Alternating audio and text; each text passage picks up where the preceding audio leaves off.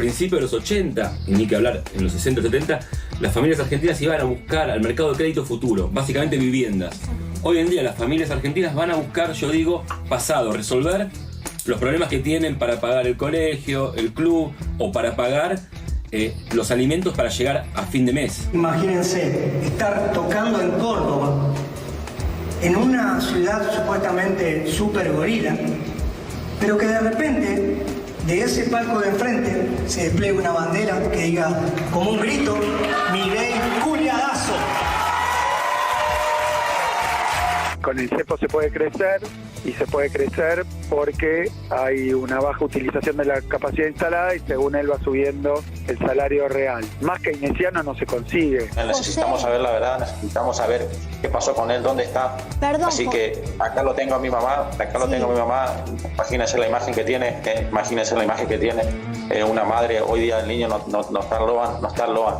Yo estoy más cerca de la disolución y la total reingeniería de los servicios de inteligencia que de que nos vengan a vender un gobierno que está nutrido de la casta política por donde lo mires, que nos venga a vender que bueno, ellos van a poder reformularlo con el mismo recurso humano y el mismo organigrama, ¿no? Que agradezca a Milei y prenda todos los días una vela que la provincia la gobierna Axel Kicillof. El Ministerio de la Mujer, yo nunca estuve de acuerdo. Creo que el tema de la mujer o el maltrato hacia la mujer, las situaciones de violencia y demás, a mí me parece que el hombre también tiene problemas y que lo ideal sería, si quieren hacerlo, bueno, un Ministerio de la Familia. Chau, chau, adiós.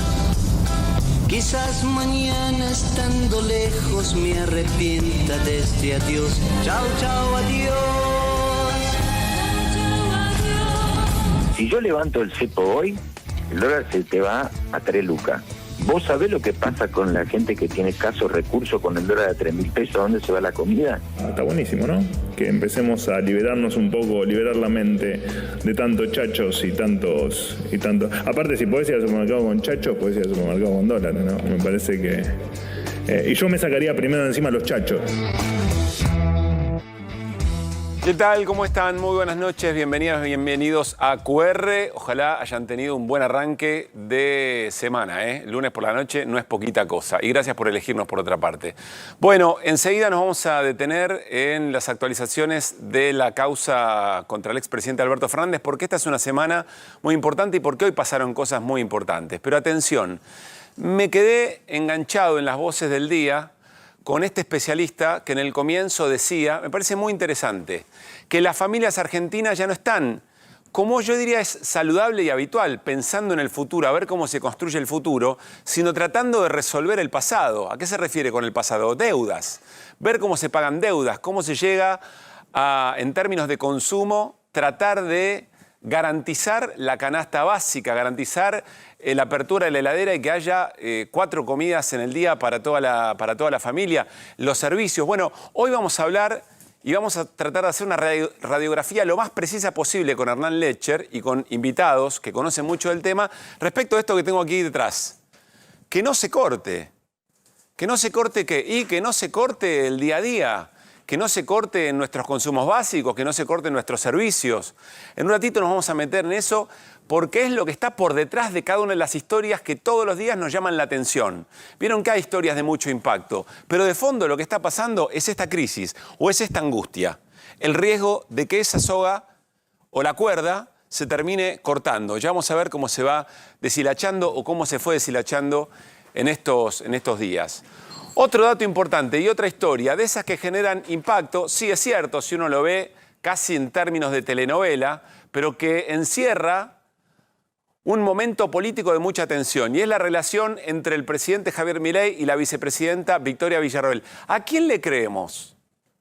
A quienes dicen que es el momento de mayor tensión, de mayor distancia entre el presidente y la vicepresidenta, historia no nueva en la Argentina por otra parte, o le creemos al vocero presidencial, que hoy dijo, la relación está fantástica. Paréntesis, el vocero presidencial, a quien recordaron en las canchas de fútbol, cuando la política y algunos personajes son narrados por las canchas de fútbol, en los estadios de fútbol, es porque algo está pasando. Dentro de esta relación, que va a explicar Pablo Ibáñez en minutos, Y Pablo Ibáñez va a hacer algo sumamente interesante. Va a recorrer cómo comenzó todo esto. Es decir, antes de Asunción, cuando ya se sabía que esta fórmula presidencial había ganado las elecciones, ¿cuáles fueron los mojones? ¿Cuáles fueron los hitos más importantes en esta relación que nos trajeron hasta el día de hoy, hasta hace minutos? Ahora van a ver por qué les digo esto. Y atención, ¿se acuerdan el rebote del B? La B corta apareció, la encontramos. Hay una B corta en el gobierno de La Libertad Avanza, la encontramos y se la vamos a mostrar en un ratito nada más. Pero vean cuál ha sido el último episodio. Esto está pasando ahora, es más, le acabo de decir a la producción de QR que esté con suma atención observando qué repercusiones dentro de La Libertad Avanza y sobre todo en el Senado puede haber en estos minutos. ¿Por qué? Bueno, porque se supo que hubo una nueva actualización de los sueldos de senadores y senadoras del Congreso Nacional. Algo así como 9 millones de pesos en bruto, netos 7 palos y pico. Podemos hablar de esto, qué significa en este contexto de la Argentina. Si me preguntan, obsceno, pero lo podemos conversar más adelante con más matices, con algunos grises.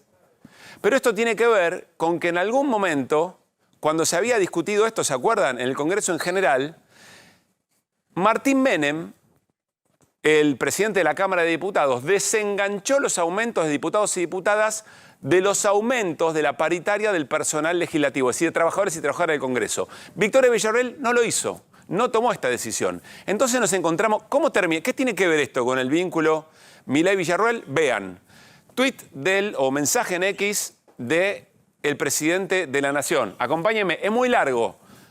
Pero el presidente aprovecha para un momento de mucho dolor, de mucho sacrificio del bolsillo de argentinos y argentinas y dice, el aumento de sueldo del Senado es una traición al pueblo argentino. Fuerte. En tiempos en que nos cuesta sorprendernos. Los sueldos del Poder Ejecutivo están congelados desde el 10 de diciembre. No hubo aumento de sueldo para ministros, secretarios o subsecretarios, tampoco para mí. Renuncié a mi jubilación de privilegio. Porque esta administración entiende que el esfuerzo lo tiene que hacer la política. Bueno, no viene ocurriendo, pero no importa. En este sentido, expreso mi máximo repudio al vergonzoso aumento de sueldos que acaba de ocurrir en la Cámara de Senadores. Hace poco se habían aumentado el sueldo a 7 millones, pero parece que no les alcanza o se aumentaron a 9 millones. ¿Quién cobra 9 palos por mes? Nadie. Tiene razón en esto el presidente, aunque algunos sí cobran 9 palos y pico. Y es muy curioso porque si uno piensa en bienes personales y si uno piensa en los sueldos que más cobran, ganancias, por ejemplo, y ahí había algo para hacer respecto a tratar de redistribuir eso, pero no importa, otro tema. Bajemos un poquito más. Sigue con la idea de traición al pueblo trabajador, la casta política se niega a soltar sus tributos. Miren este párrafo, me quiero detener acá, después vamos a todo lo demás. No sé quién fue el responsable de semejante burla.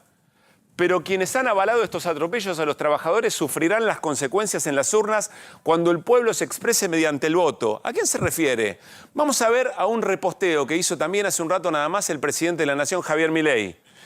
Que ustedes saben que el presidente no solamente se expresa en sus mensajes, también cuando el presidente repostea, dice y avala exactamente lo que está reposteando. Es como si dijera, ustedes escriban que la idea que yo quiera hacer propia, yo la voy a repostear. Con lo cual, esto que vamos a ver es como si efectivamente el propio presidente lo estuviera escribiendo, lo hubiera escrito. Miren esto, Javier Milei reposteado, un usuario de tantos, de los que efectivamente están allí en las redes sociales militando por Javier Milei. Gracias Martín Menem por desenganchar los aumentos de los diputados y no permitir que se aumenten y ganen la locura que ganan las ratas de los senadores. Javier Milei vuelve a decirle ratas a los senadores, ¿no?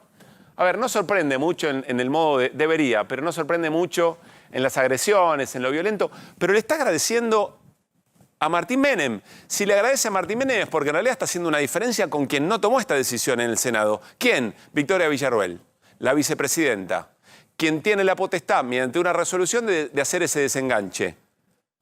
Esto acaba de ocurrir y habría que agregarlo en la línea de tiempo que nos va a presentar Pablo Ibáñez dentro de un rato en la relación entre el presidente y la vicepresidenta.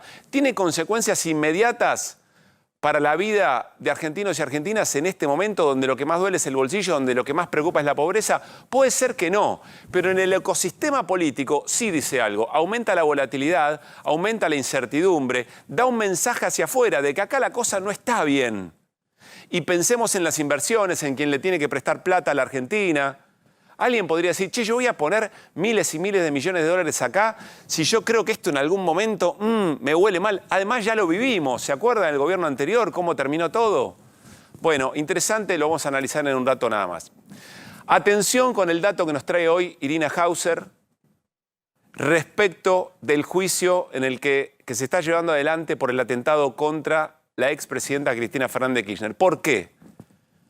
Porque aparece un elemento de prueba muy importante en la pista Milman.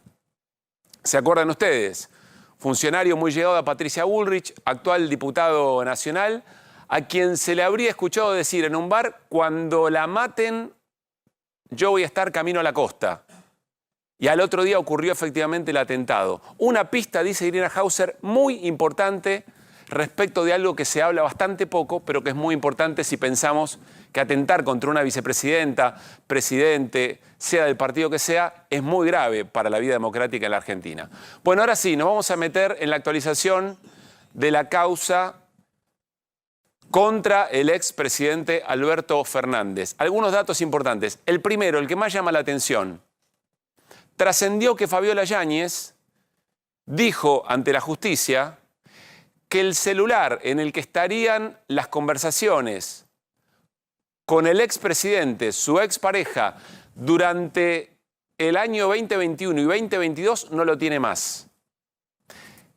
El celular en donde estarían las conversaciones, las pruebas o evidentemente las cosas que podrían haberse dicho que ratificaran efectivamente o que aportarían prueba indudable de que efectivamente se estaba dando la violencia de todo tipo que denuncia a Fabiola Yáñez, Alberto Fernández ejerció contra ella.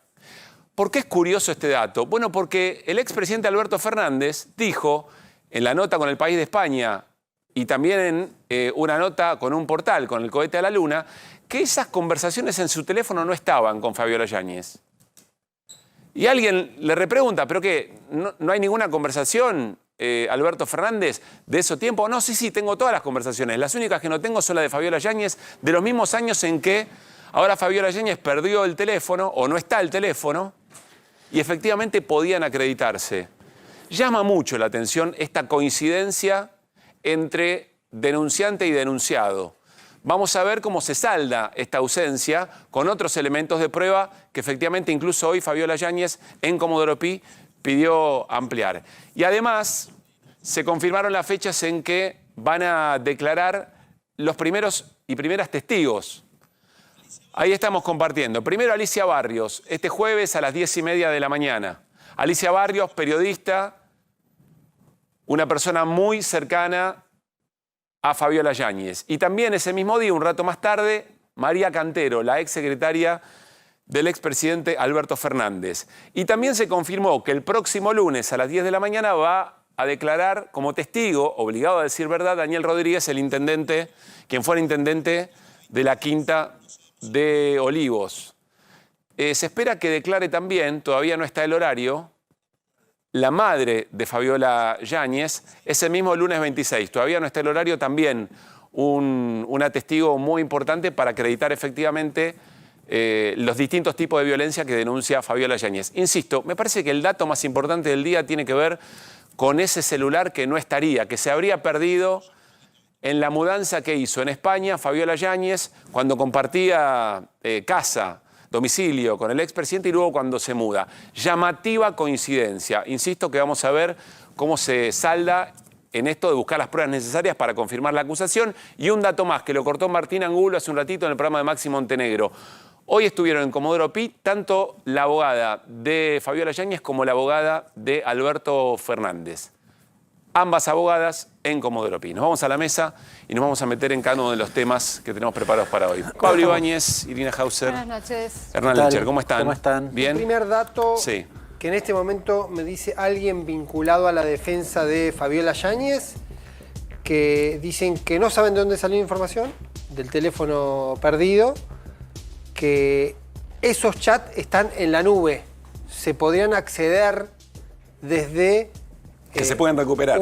Pero desde una cuenta de Fabiola Yáñez. Es decir, puede haberse perdido eventualmente el celular, me ponen en duda que haya ocurrido efectivamente eso y que esa información se podría recuperar desde la nube.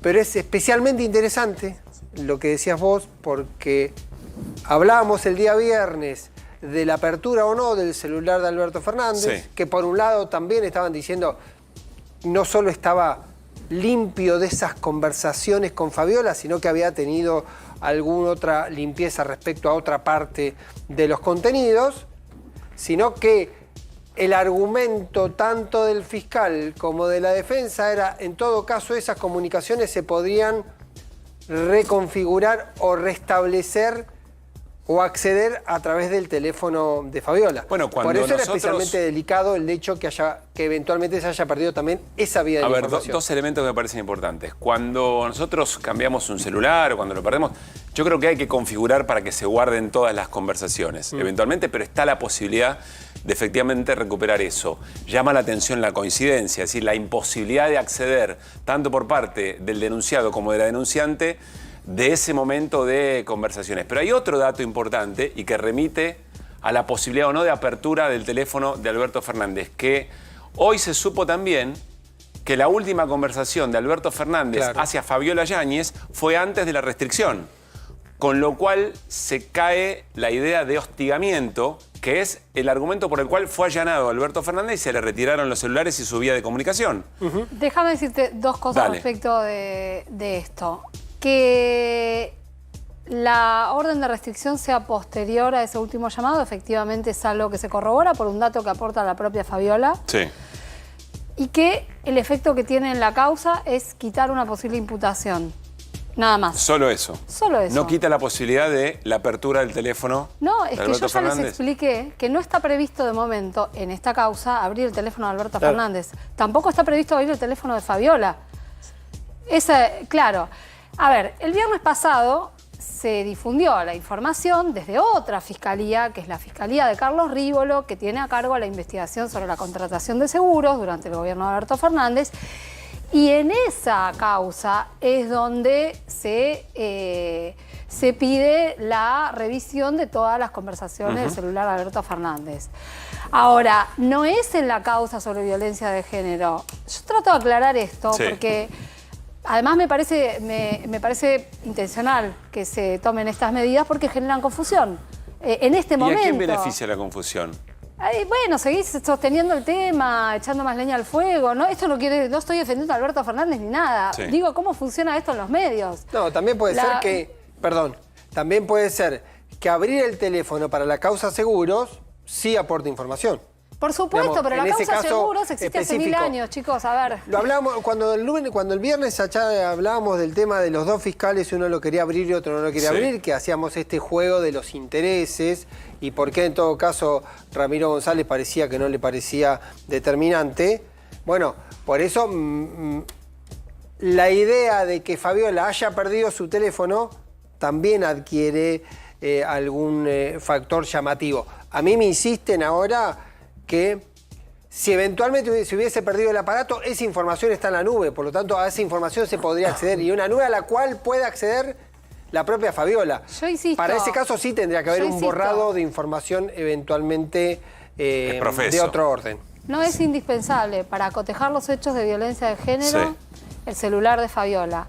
La causa sobre violencia de género, que se basa en la denuncia de Fabiola, se origina, además, con 174 páginas de chats que vos mostraste el jueves pasado. Y bueno, que son los chats que están en el celular de la exsecretaria de Alberto Fernández, María Cantero, que también va a declarar en esta causa. Eso es material que está en esta investigación. Pero por la línea que elige seguir este fiscal hasta el momento, de acuerdo a lo que puedo yo saber, y que evidentemente coincide en buena medida con lo que está diciendo Pablo, no ese es el camino que están eligiendo para cotejar los hechos. Bien. Están eligiendo primero la declaración de los testigos, están eligiendo la búsqueda de otros elementos, por ejemplo, historias clínicas, por ejemplo, el paso de Fabiola por distintas instituciones de salud, tratamientos que se haya hecho. Va por ahí la cuestión. Y testigos sí que, insisto, que puedan haber tenido conocimiento de los hechos que, como bien decís, empiezan a declarar este jueves. Faltan algunas fechas además, una que creo que va a ser importante, va a ser la del médico de la unidad presidencial, la de Saavedra, que todavía no tiene fecha. Bueno, entonces, déjeme decir, lo que me parece es que empieza a aparecer toda esta data, que el teléfono, que si apareció, si no apareció. La investigación está yendo por ahora por otro lado. Si queremos seguir empiojando la información, podemos continuar con eso. Le voy a dar un marco a esto. Le voy a dar un marco a esto y te escucho, Pablo. A ver, la posibilidad de una apertura de un teléfono de un expresidente no es una pavada, ¿no? Pero claro. No es una pavada. Punto dos. Hay un hecho concreto que es el importante, que es el que efectivamente se tiene que corroborar por la gravedad de la denuncia, que es la denuncia de Fabiola Yáñez contra el expresidente Alberto Fernández por violencia de género. Bien. Ahora, tampoco creo que tengamos que ser ingenuos como para creer que hay una enorme cantidad de intereses sobre todo esto que empiezan a mover otros hilos y todo juega las intenciones que haya en un sector del Poder Judicial, juega la intención que tengan algunos medios de comunicación respecto a esta misma causa, pero yo creo que el elemento más importante a esta altura tiene que ver con tratar de separar la paja del trigo respecto a una denuncia que es lo suficientemente importante como para que esté en boca de la prensa, digamos. Sí, ¿no? Por lo supuesto. demás Es no una me denuncia... parece poco importante saber cuáles son las otras cosas que empiezan a operar por allí. Porque además estamos hablando de lo espectacular de los hechos, sí. Las capturas, eventuales conversaciones, digo, evidentemente puede haber intereses en que eso trascienda. Y también intereses en que no trascienda. Bueno, por eso digo que estamos jugando esa carta y está claro, creo que lo decía Irina ya la semana pasada, que González no quiere abrir el teléfono, no le parece relevante. Ramiro González, el fiscal. Y me parece que es especialmente sensible sobre la dimensión de lo que implica abrir el teléfono, que por ahora está en poder de la Policía Federal. Bien. Cerrado y una caja fuerte. Pero también hay un circuito de apertura donde la gente que está vinculada con el asunto sabe que hay un momento que eso se abre y que de alguna manera se pierde el control. No nos olvidemos que en un par de horas rompieron el teléfono de Sabac Montiel.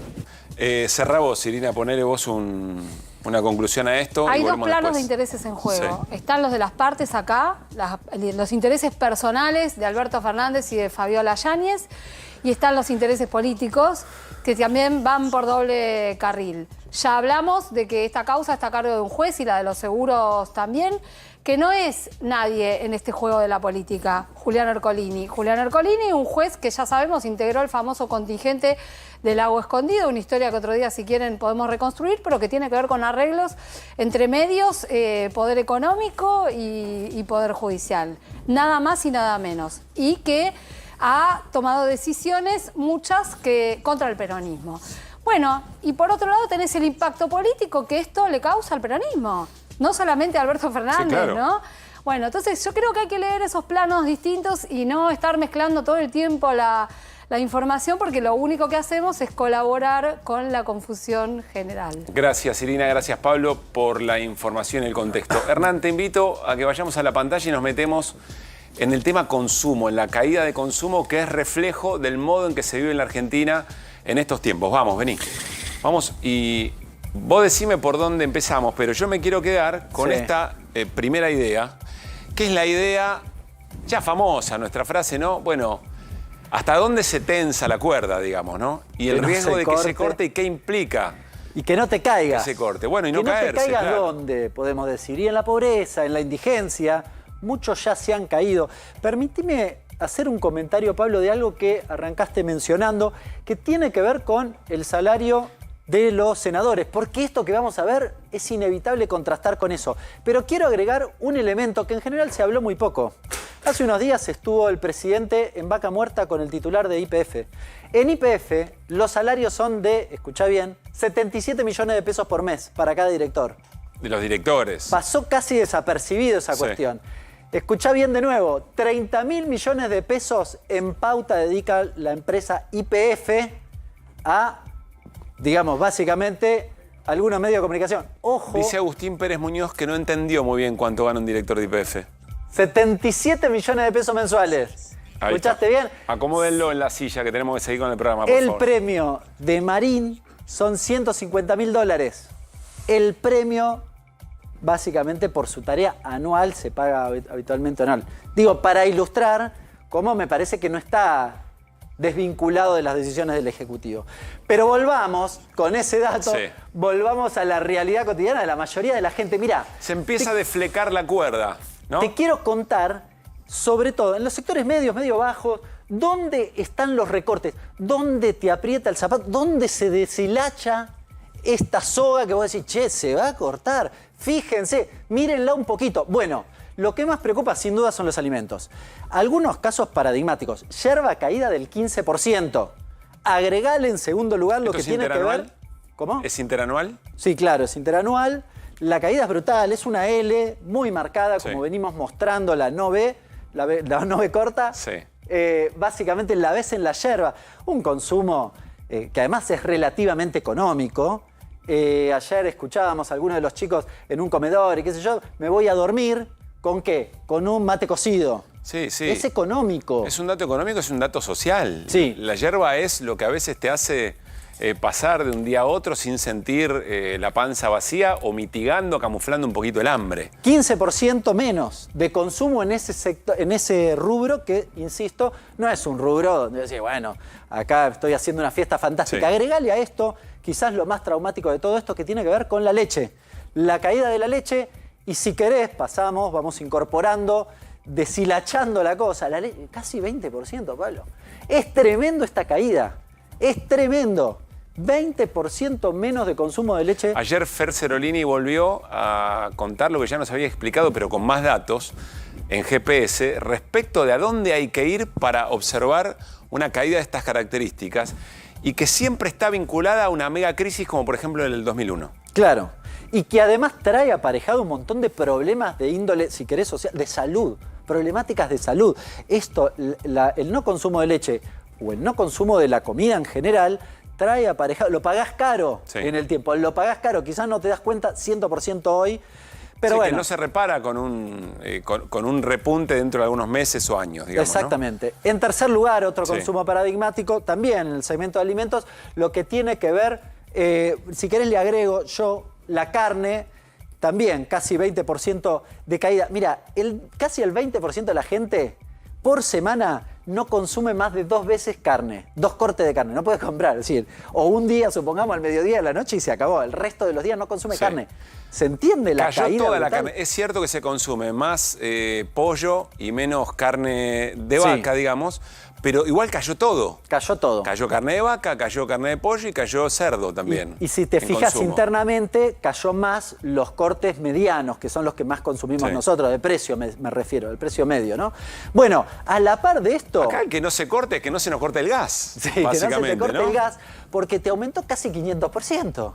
Se desreguló la garrafa ayer, no sé si te enteraste, se desreguló la garrafa, con lo cual, el que no tiene, porque este es el dato del gas corriente, digamos. Se desreguló garrafa quiere decir poner el precio que quieras.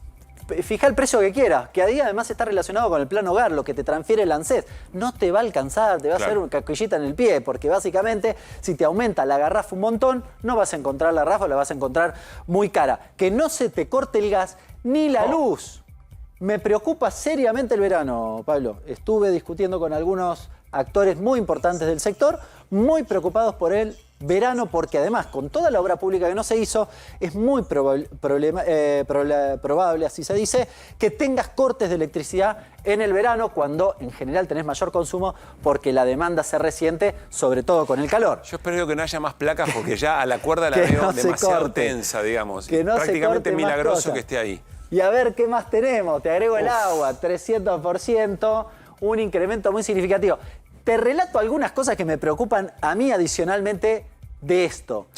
Todo lo que tiene que ver con el transporte. Algunos datos paradigmáticos. Caída del 22% del consumo del combustible premium. Pasaste al combustible más barato. Eso es lo que estás haciendo. En el mundo transporte público, casi 500% de incremento. No te tomás el bondi. Basta, Hernán, me estoy poniendo mal, de verdad te lo digo. No te tomás el bondi, no cargas combustible. Escuchá este dato. 87% de la gente recortó en taxi la app. cuando pedís el autito, lo recortó 87%, casi todo el mundo. Y 61%, claro, empezó a usar el transporte público, incluso con el 500% de aumento porque dejó el auto en la casa. ¿Se entienden los recortes? Claro. Servicios, bueno, en servicios no sé si tenemos alguna cosa más. Creo que la producción cortó acá porque dijo, listo, se va el demonio. Sí. Pero te agrego yo alguna cosa, tratemos que no se la acuerden demasiado. Agregamos algunas cosas, no lo pusimos, por en serio se cortaba. Porque no nos alcanzaba la cuerda. Digamos, acá tenemos lo del combustible, te decía, mirá, 22% cayó la premium. 22% cayó la premium. Pasaste y dijiste, bueno, no, pará. Viste que cuando parás a cargar nafta te dice, ¿te cargo premium? No, cargame la super, le decís. Lo que te dicen es no hay super. Bueno, en muchos lugares no hay super y terminás cargando la cara, pero fíjate el recorte y el nivel del recorte, es decir, eso es un recorte, voy a tratar de recortar donde pueda porque no me alcanza. Algo parecido pasa, recién veíamos la cuestión del transporte, pero pasamos a la placa que sigue. Acá te agregaría servicios en general. Problema con las prepagas. Las prepagas igual le pusieron un tope, al final no aumentaron tanto, pero mucha gente, 15% de gente se dio de baja de las prepagas. Fueron al sector público. Y varios se pasaron de prepagas a prepagas más baratas. 25% pasó a prepagas más baratas. Si tenés también un problema en lo que tiene que ver con las prepagas, y te agregaría un tercer problema. Yo no sé si aguanta, de verdad te digo, sí, acá no la corrieron porque si no seguíamos tirando de la cuerda y no resiste más. Internet y celular, lo hicimos acá. Aumentos de 400%. Entonces, ¿qué pasa? Claro, yo que te voy a cortar el celular, necesito el celular para comunicarme, me mandan mensajitos. Entonces te llamo por teléfono y te digo, no, dame de baja. No, pará, el servicio, te cambio el servicio. ¿Viste que te hacen eso? Bueno, 50% de la gente... Hernán, hay casos en que han ofrecido descuentos para no cortar del 50%, del 60%. Sí. Lo cual te lleva a pensar, che, pero entonces antes todo lo que me está... Bueno, ponele. Me estaban comiendo el bolsillo. Pero efectivamente hay también un reconocer que la gente no da más, que esas cosas se cortan. Educación privada, muchos pibes también pasando de la escuela privada a la escuela pública para ahorrarte esta cuestión. ¿Te acordás que esto le preocupaba y le sigue preocupando mucho al presidente Javier Milei? Porque hay una repercusión en un sector de la sociedad y por eso, que evidentemente le importa, y por eso aparecieron los vouchers. Claro. Los vouchers terminaron siendo para que las familias no, entre comillas, sometan a los pibes al trauma de tener que pasarse de escuela porque no pueden pegar más la privada. El problema es que desregularon los precios de la educación privada, con lo cual te aumentó un montón. Te tiro algunos datos random antes de irme, no te me enojes, ya sé que te dije un montón, pero 70% de la gente, ¿escuchaste dato? 70% de la gente no vacacionó, no se tomó vacaciones de invierno, que habitualmente se iba. 70% de la gente dejó de tomarse vacaciones. 83% de la gente, ya no lo pusimos porque no entraba, cuando hace una salida, su salida es, escuchá, 83% de la gente, ir a tomar un helado o un café. No se va a comer. El 83% a quienes se consultó. Sí, básicamente los que se consultó, la salida que hace cuando sale a tomar algo, qué sé yo, en lugar de ir a comerse un bife, se toma un café o se toma un helado, lo más económico. El 55% de la gente no puede pedir comida por delivery, no le alcanza la plata, recortó en delivery, algo veíamos recién. El 85%, hoy estuve con el gremio de alimentos, el 85% recortó, escuchá bien, en golosinas. Vos decís, golosina. Bueno, fue de las cosas que más aumentaron.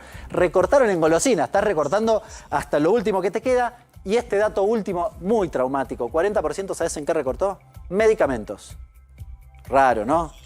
Duro, de esas cosas que difícil. Efectivamente vos podés no recortar las golosinas eventualmente, pero cuando cortás carne, cortás leche, cortás medicamentos, el daño que se genera no se repara.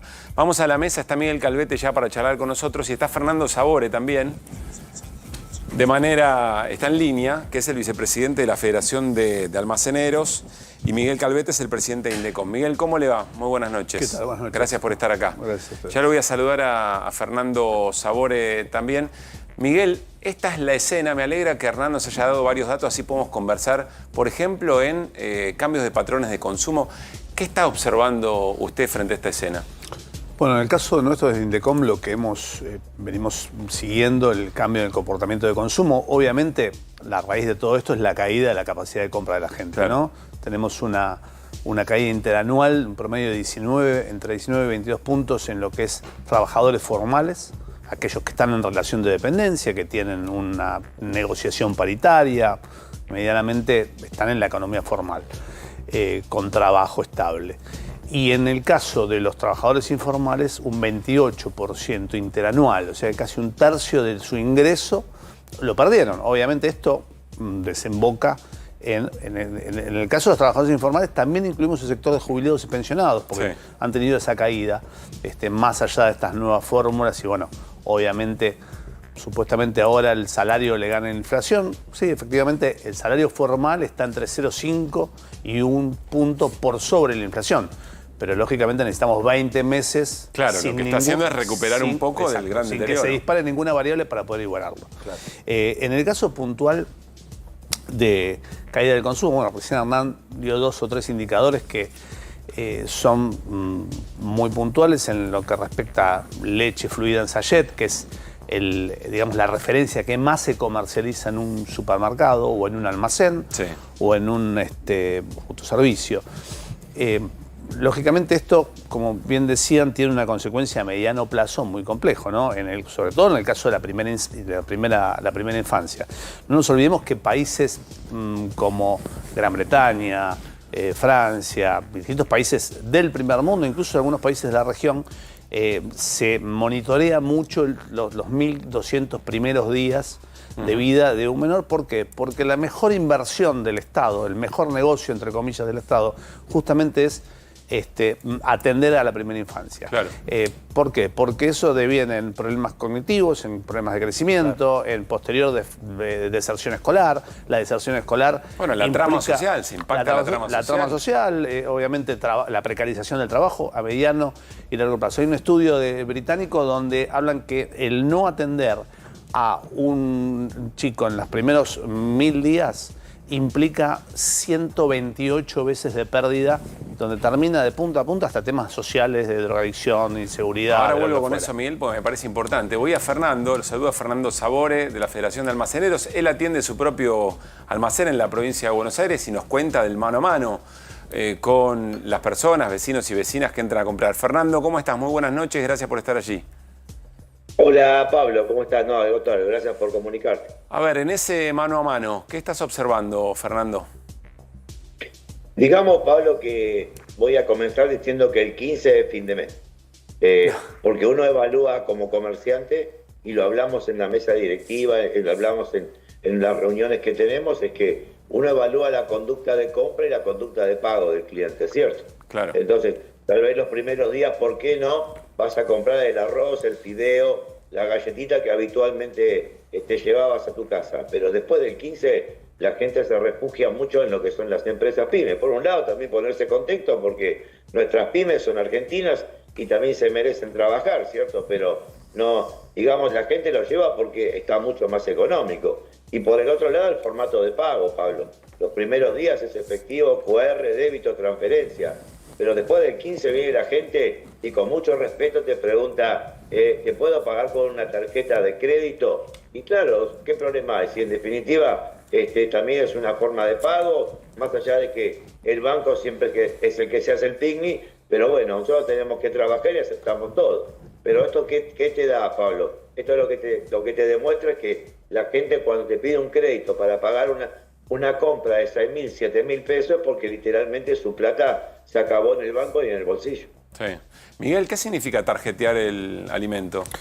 Bueno, obviamente el comprar alimentos a crédito habla justamente de lo que decía recién Chiche, ¿no? Que el mes termina entre el 12, 14, 15 de cada mes, la gente ya paga todo lo que tiene que pagar y obviamente no nos olvidemos que los que pueden comprar con tarjetas son un segmento muy chico de la población, ¿no? Son aquellos que por lo general están vinculados a la economía formal, están bancarizados y tienen la posibilidad o crédito para poder comprar con Pero eso en algún momento se te va acumulando porque bueno, hoy lo que se está viendo... Te resta a ese mes de 15 días que mencionaba Este último cuatrimestre lo que se vio es un incremento bastante pronunciado en lo que es lo que es morosidad en pago de tarjetas de crédito.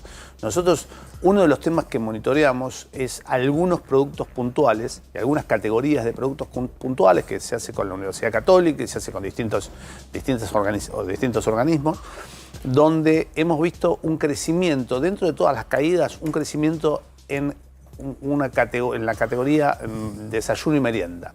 La categoría desayuno y merienda en primeras marcas ha caído, ha crecido en volumen de segundas y terceras marcas, y justamente en los sectores vulnerables, y esto es un informe del Observatorio de la UCA también, vemos que 4 de cada 10 familias vulnerables están supliendo una comida principal, por lo general la cena, con alguna colación. Ahí se vuelve relevante lo que decía Hernán del Mar. 4 de cada 10 en los sectores vulnerables, en la base de la pirámide de consumo, aquellos que hoy muchos tienen trabajo formal, pero no llegan a la línea, están por debajo de la línea de pobreza a pesar de tener un trabajo formal. Hernán. Sí, quería preguntarles a los dos, desde el lado, porque lo estamos viendo desde el lado del consumidor, naturalmente, un poco la línea era esa, pero desde el lado empresario, ustedes desde el lado empresario, ¿cómo ven esta situación crítica en el devenir sobre todo de las empresas más chiquitas, ¿no? Porque las grandes quizás tienen una estructura distinta? Arrancamos por Fernando. Fernando. Hola, Hernán. Bueno, digamos que el tema del formato nuestro, vos sabés que si bien que por un lado te comento que el 15 de fin de mes, la realidad es que nosotros tenemos del primero al 15 como para generar la venta y digamos tener el dinero después para cumplir con todas nuestras obligaciones cuando el tema de energía eléctrica, por ejemplo, en el caso nuestro que somos consumidores porque parte del negocio necesita refrigeración, nos aumentó entre un 300 y un 400%. Ejemplo. ¿De cuánto es la boleta? Eso, sí. Bueno, yo pagaba 97.000 pesos de luz, tengo 92 metros cuadrados de comercio y ahora estoy pagando 240.000. Claro. Pero ¿sabés cuál es el tema? De que un jubilado que vive a la vuelta de casa, que vive solo, que cobra la mínima, que vive en una casa pequeña, pagaba 7.000 pesos y ahora paga 22.000, Hernán. ¿Me entendés? ¿Sabés lo que es para ese jubilado? Que le tripliquen la luz. Evidentemente ese jubilado tiene menos dinero para comprarme a mí. Claro. Entonces, esto es una cadena inevitable. Entonces, esto es lo que estamos preocupados.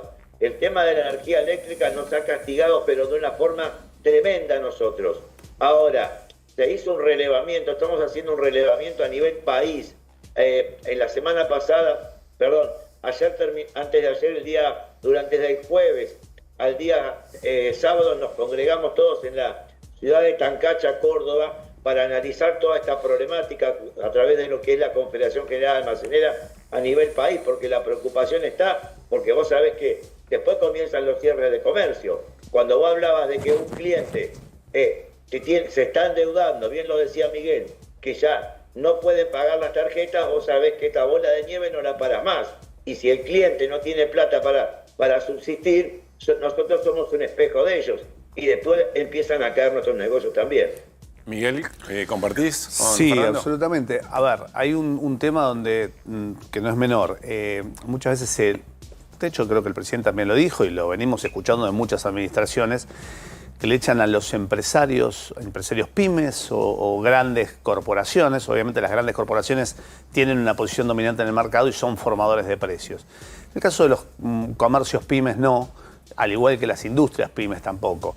De hecho, son los que tienen una mayor presión fiscal y tributaria, donde necesariamente hace falta una reforma fiscal y tributaria para estos sectores.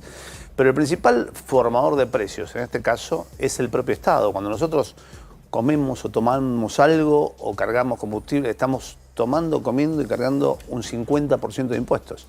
Entonces, en los bienes esenciales, alimentos, y recién hablaban de medicamentos que tuvieron procesos de inflación interanual de más de un 330, 340%, mucho más que la media. Sí. Creo que es fundamental la intervención del Estado, el monitoreo por parte del Estado en los bienes esenciales y sobre todo para los sectores más vulnerables. Ahora, por ejemplo, tuvimos un aumento en medicamentos de casi 7.8%, 7.6%, cuando en salud en general este último mes fue del 5.8%. Claro. Pero si analizamos qué medicamentos aumentaron solamente los medicamentos de PAMI, los medicamentos que consumen los jubilados.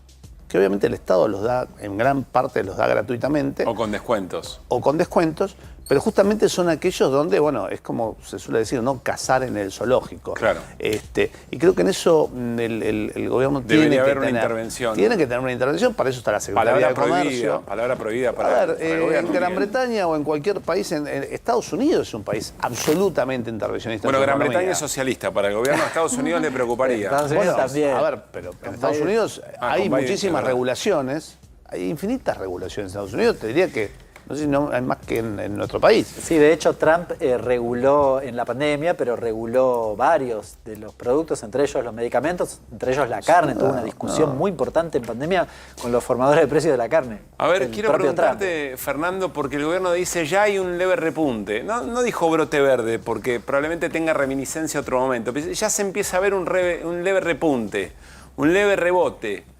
¿Se observa eso detrás del mostrador, en el almacén, Fernando? No, todavía eso no lo estamos viendo. Y te agrego algo, Pablo.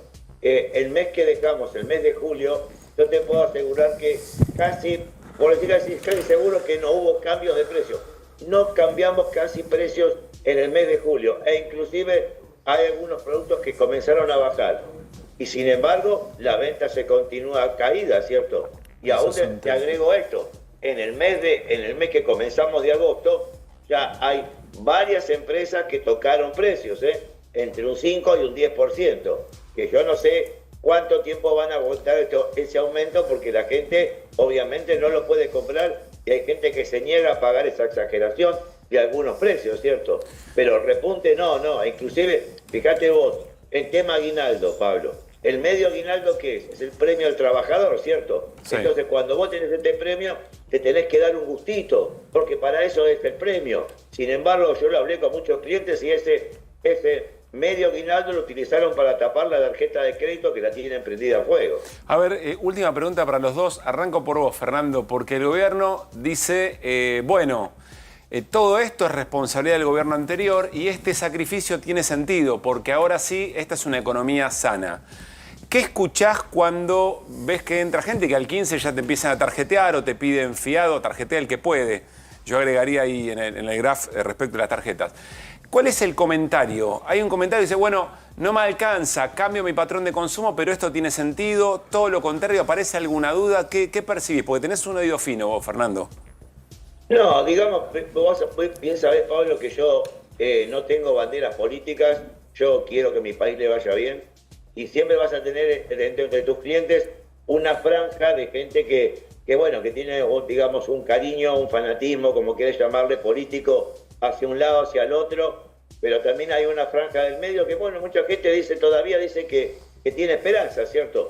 No sé hasta dónde, porque evidentemente van 6 meses, Pablo. Entonces, esto yo lo que creo que hay que evaluarlo cuando sea un año. El tema de cuando un año nos llegó el agua al cuello, sí, ya no sé qué vamos a poder pensar. Porque la realidad es que inevitablemente todas las familias argentinas nos estamos endeudando, Pablo. ¿Entendés esto? Si yo el otro día hablaba con una señora, le vino 120.000 pesos de luz. Bueno, ya empezó a deber plata, ¿me entendés? Sí. Y si la familia argentina debe plata, el comerciante que no puede juntar el dinero para las obligaciones también está endeudado. Fernando, gracias por haber estado allí, No, un placer. Miguel, lo último que quieras decir. Bueno, en principio, los niveles de aprobación del gobierno siguen siendo muy altos y de hecho hay que darle a la derecha en el sentido que ha dicho la verdad, está cumpliendo lo que dijo y habló de 24 meses. Así que recién pasaron 7, 8 meses. Creo que va a haber que esperar, ese rebote no va a existir, esa B corta sabemos que no va a ser, va a haber una L por lo menos hasta el primer trimestre del año que viene.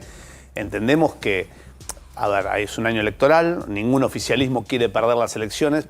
Creo que el gran desafío del gobierno es la recomposición salarios, jubilaciones y del mercado interno. Y el desafío de la gente es llegar a verlo. Y el desafío de la gente es llegar a verlo. Miguel, muchas gracias por haber estado aquí. Y gracias a ustedes. Bueno, les decíamos, hablando de la B corta, encontramos la B corta, pero no tenía que ver efectivamente con la actividad económica. Ahora se la vamos a mostrar. Nos vamos a meter con Pablo Ibáñez en el vínculo entre el presidente y la vicepresidenta. Javier Milei, Victoria Villarruel, le preguntaron al vocero presidencial, ministro de la batalla cultural, en qué momento estaba la relación entre Milei y Villarruel. Esto dijo. La relación, y me viene bien la pregunta, pero claro, la relación entre el presidente y la vicepresidente es fantástica y el que la vicepresidente se ausente a un evento, eso no implica el que la relación cambie o que tenga algún inconveniente.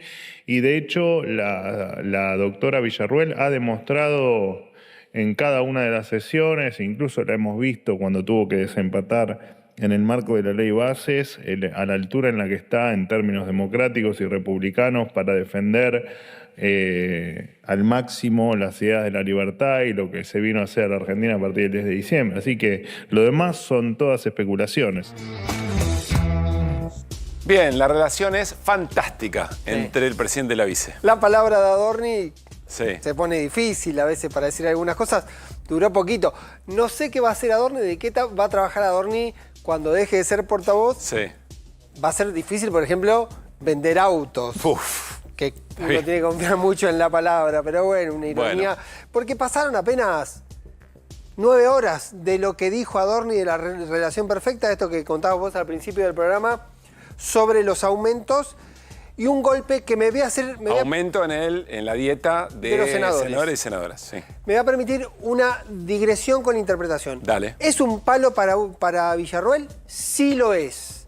Pero también es un palo, un golpe, una crítica, un apuntarle al Senado que esta semana va a resolver por lo menos 2 cuestiones muy sensibles para el gobierno. Una mañana, vamos a hablar más tarde, que tiene que ver con la bicameral de inteligencia. Sí. Y el jueves está convocado que el Senado trate la nueva fórmula previsional que supone un aumento para los jubilados y que Javier Milei ya anticipó, tiene decidido prácticamente vetarla, sea cual fuese el costo político. Por lo tanto, hay que leerlo más allá también de Villarruel para poder decir... Construye la idea, otra vez aparece la palabra ratas cuando se refiere a legisladores, construye una idea que le va a venir bien en el momento que tenga que tomar una decisión respecto de lo que pase. Absolutamente. Con esos por eso proyectos. Digo, hay que ampliar este mensaje más allá de la relación Milei-Victoria Villarruel, que es donde efectivamente apareció la B. Uno podría decir, 2 veces apareció la B porque es Victoria Villarruel, pero además apareció en la línea de tiempo. La vamos a ver en la línea de tiempo de la relación entre el presidente y la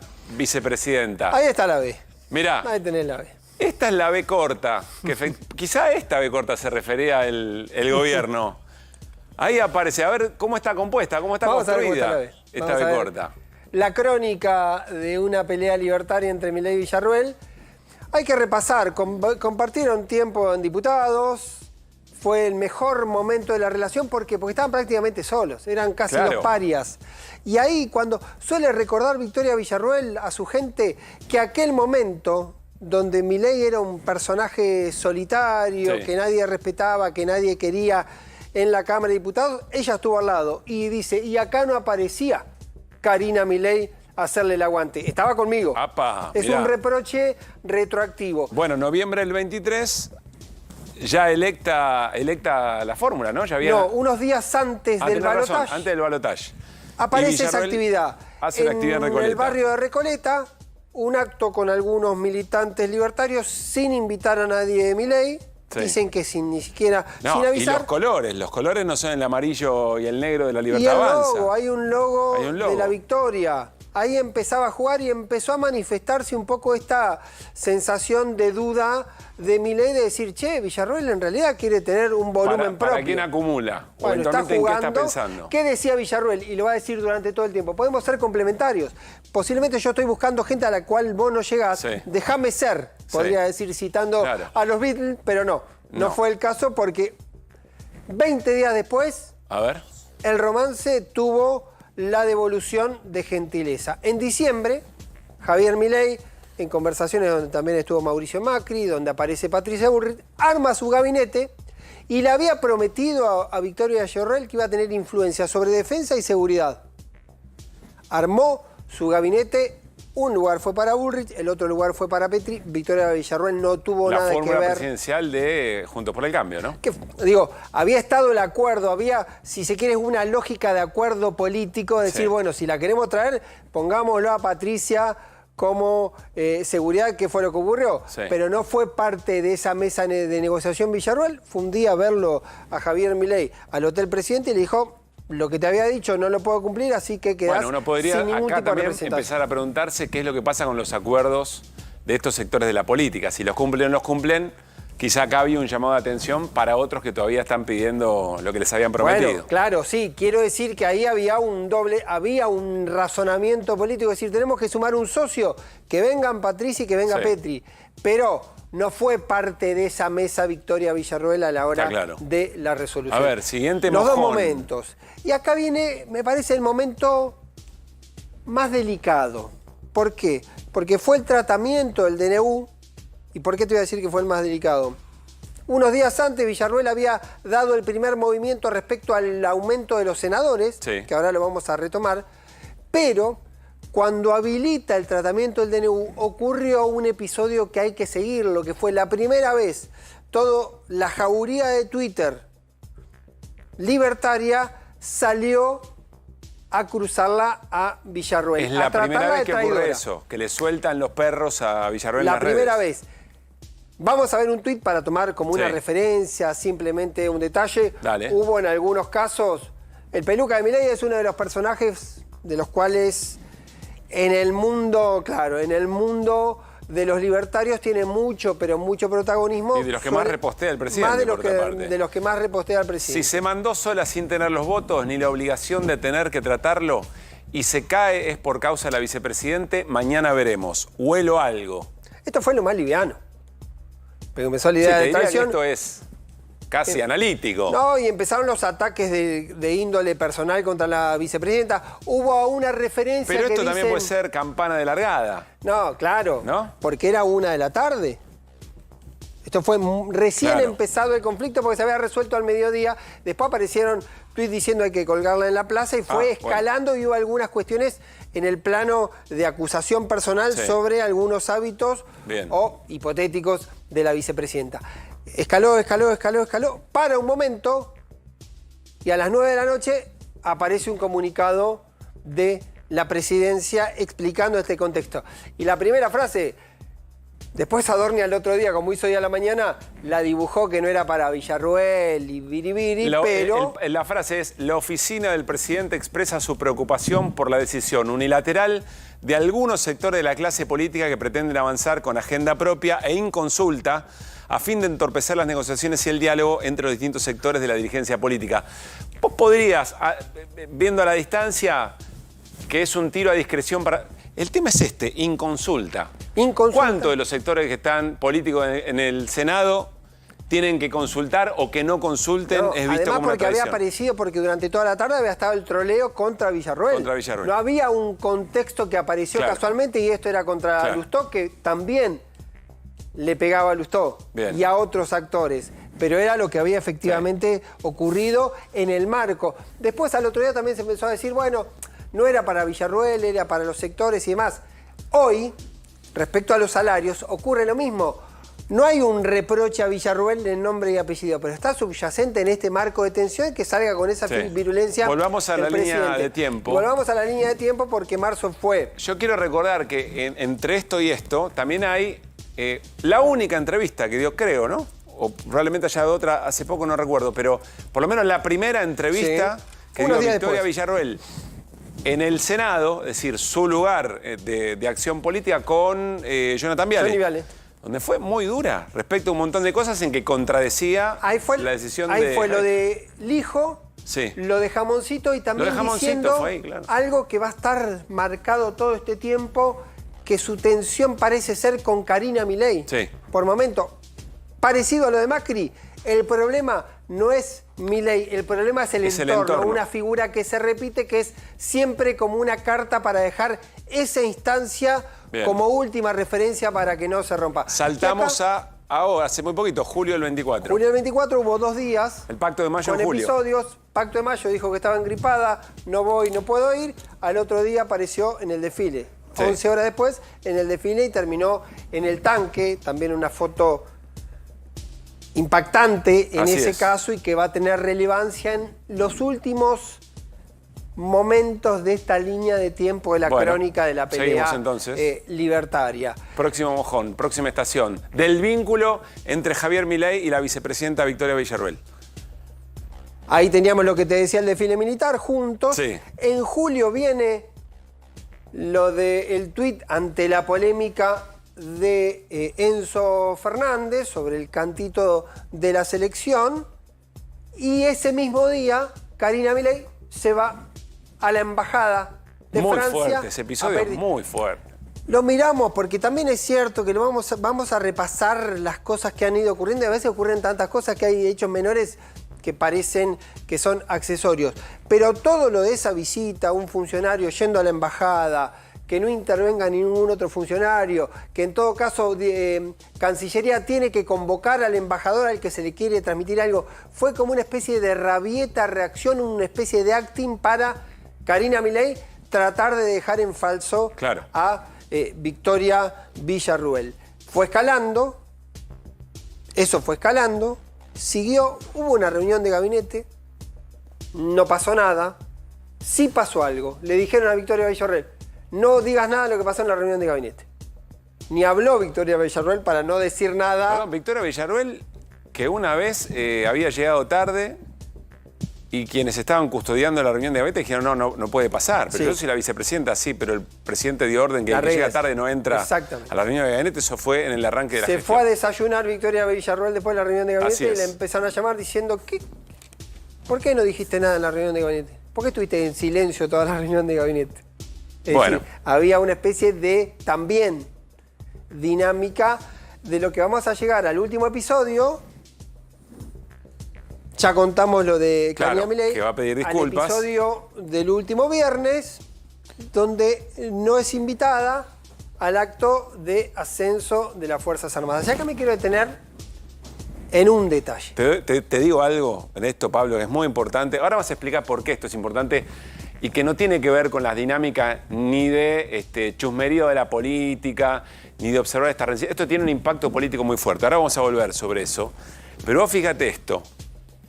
Victoria Villarruel no fue a Tucumán porque estaba enferma y uno puede pensar, bueno, se guardó para estar, sí, en este momento, que es un momento de suma importancia para ella por sus vínculos con la familia militar. Absolutamente. Razón por la...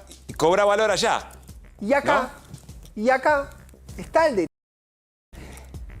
Que no le inviten, va el estudio, Bañez. Que no le inviten a Victoria Villarruel. Sí. Que no le inviten a Victoria Villarruel. Claro. Es un mensaje para Victoria Villarruel. Pero también es un mensaje para las Fuerzas Armadas. A ver. Tenés que hablar conmigo. No es una interlocución la vicepresidenta. Es como cerrar el capítulo de ahí. Claro. Diciendo, para el presidente, si había un ámbito donde el presidente podía hacerle sentir a Victoria Villarruel el rigor de no formar parte del gobierno, era el ámbito donde Victoria Villarruel especialmente trata de tener representación y constituye buena parte de su identidad política. Y los interlocutores son dos, lo repito. A Victoria Villarruel te dejo afuera del acto, pero a las Fuerzas Armadas diciendo, la amiga de ustedes no la invito. No la invito a este evento. Por lo tanto, el mensaje es muy fuerte para los dos actores. Y llegamos a lo que acaba de ocurrir hace un rato nada más en la valoración de los aumentos de la dieta de senadores y senadoras que recién contaba Pablo Ibáñez y ese mensaje. Una sola cosa, les decíamos, más allá de los vínculos y lo que significa en la Argentina el vínculo entre presidente y vicepresidente o vicepresidenta, el gobierno anterior como botón de muestra eventualmente, hay que preguntarse si la solución para la economía argentina tiene que ver con salir a pedir deuda nuevamente. Lo podemos conversar en otro momento. Pero está claro que este gobierno necesita de las inversiones y sobre todo de rescatar fondos del exterior para que le funcione la máquina, sobre todo el tema de los dólares. Acá hay una lectura. Quien tiene que tomar una decisión de inversión muy importante, está observando también qué es lo que pasa en la política, qué es lo que pasa en el Senado respecto a las leyes que pueden salir, de las que no. Y si esto se profundiza y si esto se quiebra, ¿hasta dónde hay seguridad política, jurídica, institucional en un país como la Argentina? Y este es un dato, pasa a ser un dato importante en el día a día. Ese dato, eso que vos decís, fue lo que hizo en el momento cuando escaló la crisis del DNU, que bajen los decibeles porque la comprensión del gobierno fue esto tiene una dimensión institucional. Claro. Es la vicepresidenta. Los antecedentes de malas relaciones entre presidentes y para afuera no es una pelea cualquiera, no es peleando con un concejal de cualquier distrito. Tiene otra dimensión y fue lo que en ese momento le hizo frenar a Javier Milei y no escalar más la tensión. Le duró un tiempo, nada más, porque poquito volvió a subir y ahora está en un pico que la ve. Ahí estaba la B corta, No es una L. finalmente. Bueno, nos vamos a la mesa, ¿eh? En un ratito volvemos al vocero presidencial. En un ratito se viene Carlos Heller también para charlar sobre una semana intensa en el Congreso Nacional. Pero nos prometió Irina Hauser, la doctora, en este no me programa. atribuya títulos que no tengo, por favor. Licenciada. Irina Hauser nos prometió un dato muy importante en la pista Milman. Pista Milman, y uno dice atentado contra la expresidenta Cristina Fernández de Kirchner. ¿Cuál es esa pista? Exactamente. Vos te acordás que la pista Milman nace cuando un testigo que trabajaba en la Cámara de Diputados declara ante la jueza María Eugenia Capuchetti que escuchó en el bar de la esquina del Congreso a Milman, por entonces jefe de campaña de Bullrich, decir la frase: cuando la maten yo estoy camino a la costa. Sí. Y que eso fue 2 días antes del atentado, 3 y pico de la tarde. A este hombre, Jorge Abello, lo denunciaron por falso testimonio. Lo denunció Milman. Bueno, resulta que en esa causa donde se lo investiga por falso testimonio, apareció una información más que interesante. ¿Sabes lo que apareció? Un audio del teléfono de Jorge Abello, porque lo allanaron a este testigo, ¿no? Claro. Lo quisieron perseguir, lo terminaron allanando, pero resulta que había un audio en su teléfono que era como la continuación de ese relato de cuando la maten yo estoy camino a la costa. Déjame recapitular, porque acá la duda era, ¿lo escuchó o lo inventó? Esta era la pregunta alrededor de ese testimonio. Porque Milman le dice, no, está inventando, ¿no?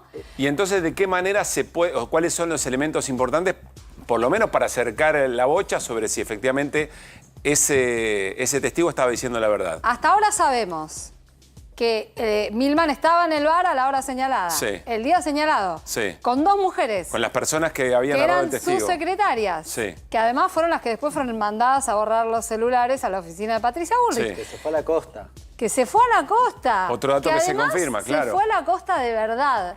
Y eso además estaba en las redes sociales de Milman, que decía me voy a Pinamar. Iri, una pregunta. A ver, lo que encontraron es un audio del momento, digamos, estamos hablando temporalmente más o menos cercano a ese momento, que esta persona que acusan de que mintió estaba relatando lo que pasó. Es así, es así. Cuando ocurre el atentado a Cristina, este hombre le manda a Marcos Clery, que era un diputado, un mensaje que fue el mensaje que hizo trascender justamente que él había escuchado a Milman decir la famosa frase, ¿no? Ese mensaje, Marcos, ayer cuando salí de tu oficina fui con mi cuñado a comer a Casablanca, al lado mío estaba Milman con 2 pibas y graciosamente decía cuando la maten yo estoy camino a la costa y se mataba de risa. Eso se lo mandó el 1 de septiembre, el día del atentado.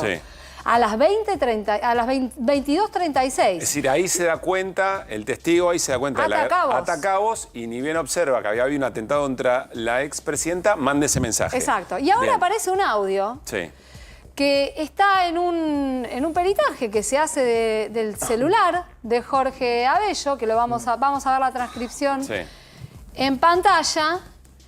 El audio es del 7 de septiembre, o sea, unos días después. Es como que siguen hablando de lo mismo. Y este Abello le dice a Clery, sí, tal cual, más o menos es ahora.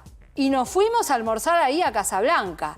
El tipo estaba con un jean todo desgarrado porque se sacaba la pierna así para el costado de la mesa. Y yo me reía y digo, ¿cómo puede venir este gordo impresentable peor que yo? Bueno. Se hacía el pendejo con las 2 pibitas y le contó eso, ¿viste?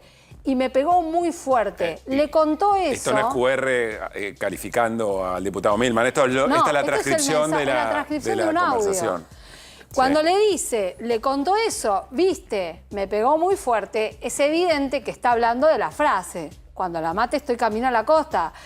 Lo importante es que le está dando, hay una conversación que existe donde le está dando mucho detalle, porque recordemos que esto se conoció bastante después. Esto se conoció, en realidad, cuando lo publicamos en Página 12, Sí. el mismo día que las secretarias de Milman fueron a declarar por primera vez. Porque las secretarias de Milman van a declarar cuando Capuchetti termina cotejando que efectivamente habían estado en el bar Casablanca a las 3:30 aproximadamente de la tarde, Sí. junto con Milman. El día que van a declarar, y además hay que recordar, primero intentaron negar haber estado ahí hasta que les mostraron las imágenes y de pronto recuperaron la memoria. Sí. Y en ese día de esa declaración, nosotros mostramos que ese chat existía. A los pocos días, el diputado Marcos Clery, que fue quien recibió el primer mensaje el 4 de noviembre, Sí. Clery se presentó en el juzgado de Capuchetti y lo que entregó ahí fue un acta ante una escribana de Santa Fe, él es de la provincia de Santa Fe, donde estaban todas las capturas de pantalla y el detalle de lo que le había mandado Jorge Abello la noche del 1 de septiembre. Después lo citó además Carlos Rívolo y Clery no solamente ratificó lo que decía el acta, le contó con lujo de detalle cómo había sido la conversación, le dijo que había hablado más de una vez sobre esto y que habían hablado de que era importante de que diera testimonio Jorge Abello, que esto se lo recomendaba a Clery, Sí. y que de hecho esperó para presentar el acta a que Jorge Abello declarara. Y además, una de las cosas que hoy me confirmó Clery a mí, Sí. es que él ofreció su celular en la Fiscalía de Rívolo. ¿Quieren? Quédenselo. Le dijeron, no, está bien. Ofrece su celular para demostrar que esa conversación había existido. Exactamente. ¿Y de qué manera se había desarrollado? No se perdía ese celular. Ese celular no se perdió, después en algún momento dejó de funcionar. Ahí tenemos el ¿Qué es lo que chat estamos en viendo? pantalla. Jorge Abello es la persona que estaba en Casablanca y que dice haber escuchado a Milman. Exactamente. Y dice, Marcos es Marcos Clery, que era Clery. diputado y trabajaba con él. Ayer cuando salí de tu oficina fui con mi cuñado a comer a Casablanca. Al lado mío estaba Milman con 2 pibas y graciosamente decía, cuando la maten, yo estoy camino a la costa. Y se mataban de risa. Están las cámaras que no me dejan mentir. Bueno, lo escuché, créeme, estoy temblando. Esto es importante porque esto es a las 10:30 de la noche del 1 de septiembre, el día del atentado. Exactamente. Esto es lo que es la captura de pantalla que Marcos Clery entrega. Clery la entrega con una escritura ante escribana, Sí. y además después declara. Hay una escribana que certifica. Sí, hay una escribana que que eso certifica. Después declara ante Rívolo, le lleva el celular y en la Fiscalía de Carlos Rívolo ven el teléfono y le dicen no hace falta que lo deje. Y le piden las capturas de pantalla y él en el mismo momento las manda por mail, cuando Sí. estaba ahí adentro de la Fiscalía. Sí. Cuando manda las capturas por mail, terminan cerrando el acta. Y en esa declaración, Clery hizo un relato muy detallado de cómo había sido su conversación a partir de ese mensaje con Jorge Abello. Bien. Ese día y los días posteriores, ¿no? Entonces, este audio que aparece, ¿por qué lo cuento? Porque en una audiencia hace muy poco, donde se está discutiendo en la Cámara Federal si se van a analizar los mensajes borrados de las secretarias y los borrados de Milman, Sí. la defensa de Milman, que, bueno, en este caso del falso testimonio es querella, salió a decir el mensaje de Jorge Abello no está en la pericia. Sí. En la pericia de la causa del falso testimonio. Pero es este mensaje de la otra punta. Bueno, es verdad que en el aparato de Abello no está. Sí. Abello borraba los mensajes, todo el mundo que hablaba con él te lo dice. Lo están mandando a rastrear a ver si existe. Ahora, existe otra prueba que demuestra Claro. que el mensaje existía. Claro. Y además, este audio que sí encuentra la DATIP termina de cerrar el círculo, completa la A conversación. ver, recordemos qué es lo que ratifica dijo. de Hernán tiene algún pregunta, modo. pero recordemos qué es lo que dijo Milman hace poco, el diputado Milman, cuando le preguntaron sobre esto.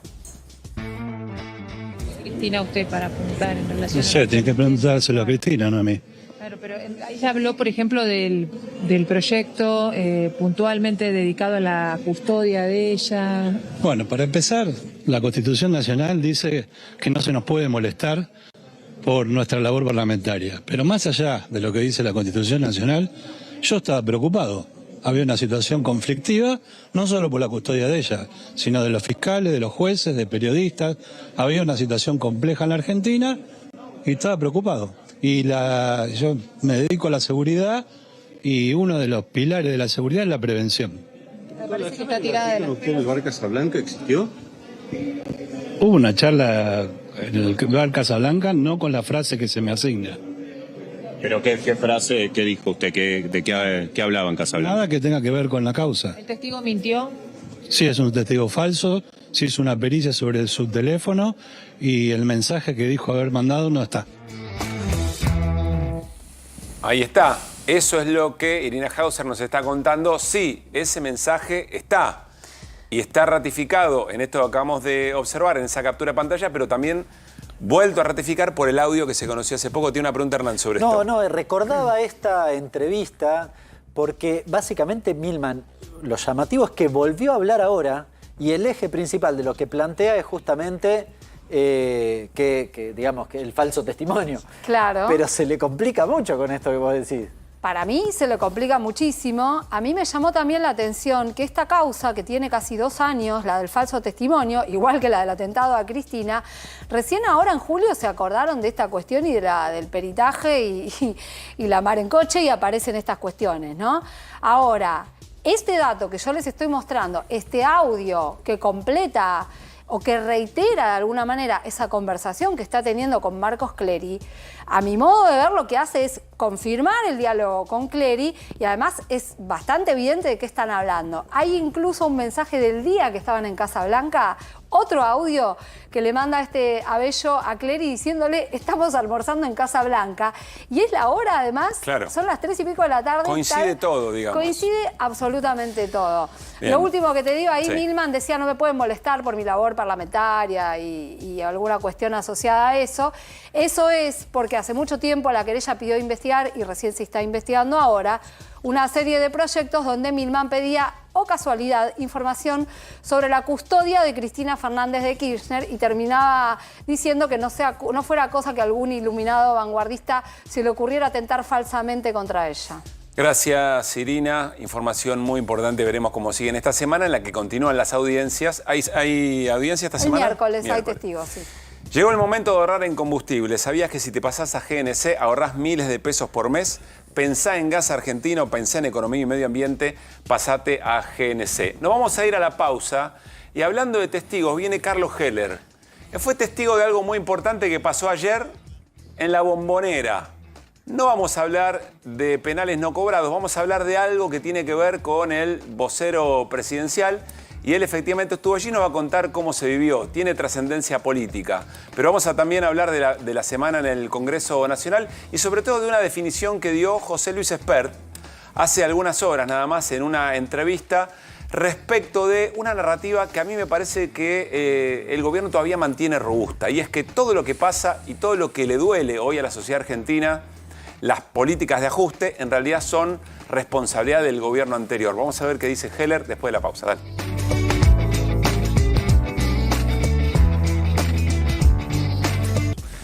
Bueno, les contamos y les dijimos, vamos a hablar con Carlos, por supuesto, de todo lo que pasa en el Congreso, la mirada sobre la política económica, pero estuvo y fue testigo de algo que ocurrió en la cancha de Boca, y no solamente en la cancha de Boca en los últimos días. Las hinchadas del fútbol argentino le respondieron a Manuel Adorni.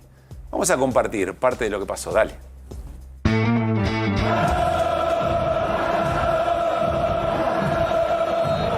Con respecto a la bandera, bueno, parte del folclore, ¿no? Si en definitiva, yo ya lo aclaré, lo que pasa es, bueno, es como todo, ¿no?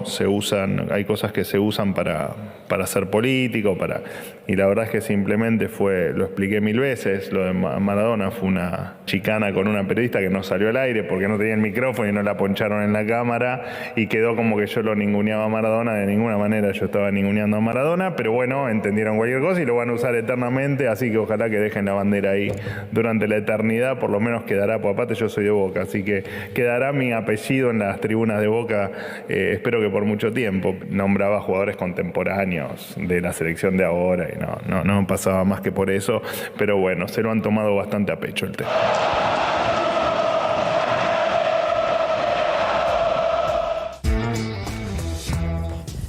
Bueno, además de diputado nacional de Unión por la Patria, estamos con un más que simpatizante, les diría, hincha fanático de Boca y además fue autoridad de ese club. ¿Cómo te va, Carlos? Buenas noches. ¿Qué tal? Buenas noches. ¿Cómo se vivió ese momento en la cancha? A ver, la cancha estaba muy linda. Primero estaba llenísima, y con un público muy fervoroso que vino a alentar al equipo, pensando que es la previa de un partido que para Boca es muy importante, que es el del jueves con Cruzeiro en Belo Horizonte. Y había como una cosa muy fuerte de la cancha cantando desde antes que empiece el partido. Impresionaba, no es habitual tanta efervescencia. De pronto, desde un lugar empezaron con Maradona, y la cancha explotó.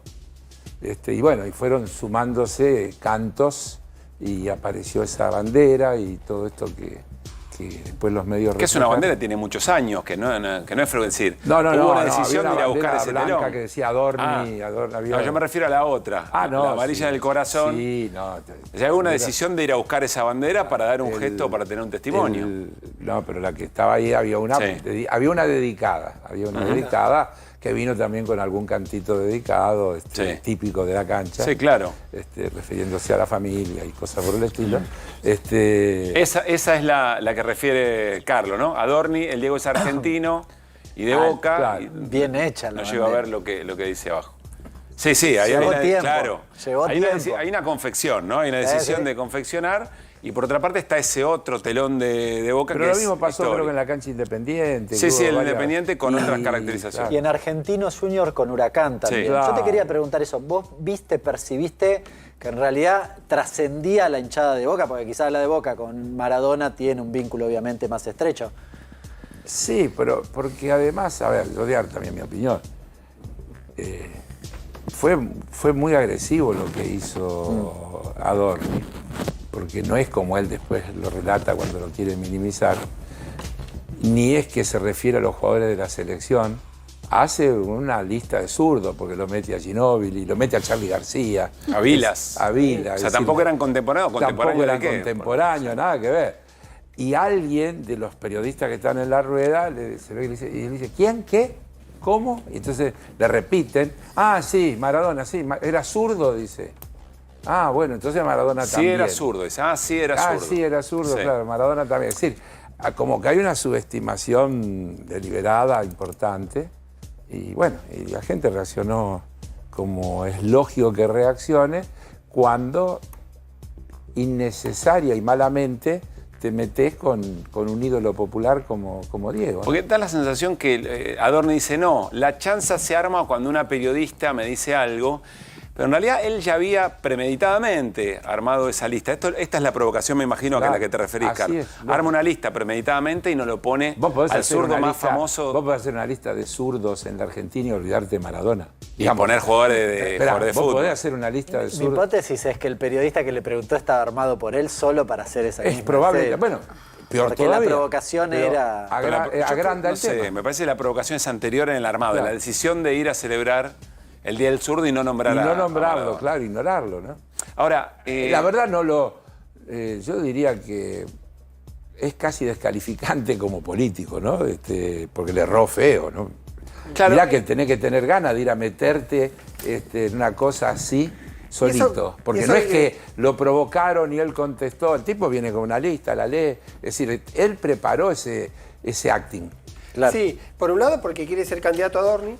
Bueno, quiere instalarse, claro. Y por el otro, también, quizá explica que no siempre el método funciona. Porque siempre es así Adorni de despectivo. Sí. Se pasó un par de pueblos, claro, digamos. digo, posiblemente un método que en otros casos te funciona, en algunos casos particulares no te funciona y se te vuelve en contra. Este evidentemente le erró. Por eso. En esto quizás me reparo un poquitito, me paro un segundo ahí. ¿No lo capitaliza en ningún aspecto? ¿Fue sencillamente un error? Lo digo porque a mí me molestó mucho. Yo las veces que escuché a un político ser insultado en una cancha de fútbol, no terminó bien. O sea, estás recogiendo qué es lo que pasa en la cancha. Es transversal. Hay políticos que iban a la cancha y dejaron de ir porque no podían bancarse esa situación. Bueno, Sturzenegger en Gimnasia y Esgrima de la Plata. Adorni dijo que era de Boca. Dudo que vaya a la cancha. Bueno, como debe haber ido con Milei el día de las elecciones, cuando Milei fue a votar. Claro, cuando fue a votar a Boca. Seguramente tal vez se asocia también. Digo, tomando ese detalle, que también es cierto, puede ser lo que dice Hernán, si estaba pensando en un posible sector que le entienda que la mitad de los argentinos no quiere a Maradona caerle bien. Bueno. Igual es un chino hacer esa ecuación, porque tampoco sabés quiénes son eso, digamos, te puede salir mal. Digo, si vos te enemistás con alguien que tiene el 80% del rechazo, ponele a opinión personal. Una fuerza política que se ha instalado en la provocación y en la emocionalidad en general, después está todo lo violento y demás, ¿no? Probablemente crea que todo le sirve. Bueno, por eso digo que el método no necesariamente le sirve. A veces sí. No siempre funciona. No siempre funciona. No siempre funciona. Bueno, esta era eventualmente lo interesante recoger el testimonio. Además tenemos un testigo privilegiado. El segmento Adorni. Es el momento. Sí, puede ser. A ver, hay José Luis Espert, diputado nacional, y yo sé que Carlos va a tener mucho respeto en la respuesta que le pueda dar a lo que dijo hace unas horas nada más en un canal colega, porque es el presidente de la Comisión de Presupuesto y Carlos, vos sos el vicepresidente de la Comisión de Presupuesto. Sí. De todas maneras dijo algo que nos gustaría que Carlos lo escuche, y yo voy a anticipar. Para mí esta es la narrativa que al gobierno le sigue funcionando y le sigue funcionando bien. Todo lo que pasa, todo el dolor que siente la sociedad argentina en términos de lo que ya no puede comprar, de lo que ya no puede hacer, tiene una explicación y una legitimidad que es en el gobierno anterior, lo dijo de esta manera. El incendio te lo provocó el kirchnerismo, eso hay que tenerlo claro. Porque si no empezamos a hablar de los costos del ajuste. No, acá no hay ningún costo del ajuste. Acá hay un incendio provocado por este pus que tenemos que sacarnos encima, que es el kirchnerismo. Vino el gobierno del presidente Milei, vinimos con el presidente Milei, los que lo acompañamos, a apagar el incendio. Cuando vos apagás el incendio en una casa, salvarás una parte de la casa, pero la parte que salvaste te quedó llena de agua, vidrio roto, todo quemado adentro, con olor a humo.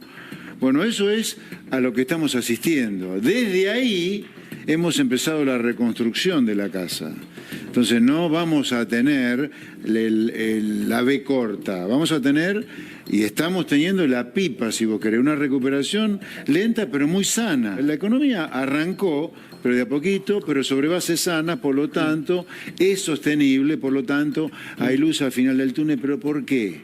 Hay luz al final del túnel, que no es un tren que viene de frente, sino la luz de algo nuevo y razonable. Porque estamos haciendo lo que se hace en los países donde la gente vive bien. Carlos, ¿por dónde querés que empiece? Por donde vos quieras. Bueno, es toda una falacia, absolutamente. Todo. Ni hay señales de recuperación, ni esto es todo lo que viene por lo que pasaba antes, porque no hay ningún dato para decir eso. Es decir, si querés podemos compartir datos. Aumentó la deuda externa, la deuda pública. Aumentó la deuda pública. Y voy a decirlo, aumentó 82.000 millones de dólares desde que asumió este gobierno, de los cuales una parte no es aumento de deuda, sino impacto de la devaluación. Pero desde el punto de vista de la situación del país, que con lo que produce tiene que pagar, es deuda que le creció. Ese dato no se habla mucho. No se habla mucho, yo lo tengo acá con absoluto detalle. 55.000 son producto de la devaluación. Y el resto, es decir, 29.000, son nueva deuda. Eso es lo que aumentó respecto de cuando asumió. ¿Cuál es esa nueva deuda? Porque en vez de emitir, pagan con deuda más grande. Digamos, para decir lo que se entienda. Hay un vencimiento de 100 y se renueva por 100 más los intereses. Y entonces más deuda. Es decir, es así. Superávit fiscal, como lo hacen ellos, lo hace cualquiera. Porque si vos podés diferir partidas que están devengadas y no contabilizarla en el mes, la pasás para el mes siguiente, y si además podés hacer, ¿cómo podés decir que la gente no está sufriendo cuando un tercio de los 22 billones de pesos de ajuste de gasto, 22 billones de pesos de ajuste de gasto, un tercio, lo digo de memoria, es sistema previsional. Jubilado, jubilada. 20 y pico % obra pública, 16% creo que es subsidios a los servicios públicos, 14-15% transferencias a las provincias, ahora, pero 10% salarios. Pero Carlos, Esper no dice que la gente no está sufriendo. Él dice, sí, se prendió fuego la casa, pero la prendió fuego el gobierno anterior. Nosotros estamos tratando de rescatarlo. Sí, está bien. Pero lo agarraron con la cosa en la mano. ¿Cómo es que está bien? Él dice, pero ¿cuál era la necesidad de hacer eso? Porque sanear la economía. Me voy a poner el argumento del... Sí, tenés razón. Sanear la economía. Pero ¿qué es sanear la economía? Por eso, volvemos. Es que todo lo que funcionaba bien era todo mentira, Carlos. Era emisión monetaria, era plan platita. Muy bien. Vamos a ver. Vuelvo a repetir. Todo lo que era emisión monetaria, plan platita, entonces, ¿cómo se resuelve? Ajustando, porque sí, recortando. Sí. ¿Y eso qué es? Menos actividad económica. Ahora, yo te voy a hacer una pregunta. Si hay menos actividad económica, ¿qué es lo que está pasando en la recesión? Va a haber menos ingresos fiscales, va a haber menos IVA, va a haber menos aporte a la seguridad previsional, etc. Y si quiero mantener el equilibrio fiscal, tengo que seguir recortando del lado del gasto.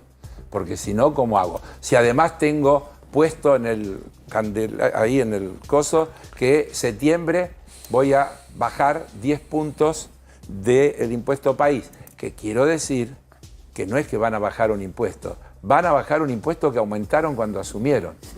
Lo van a poner como estaba cuando asumió este gobierno. O sea, van a recaudar Van a menos. volver al 7,5 que tenía el gobierno anterior.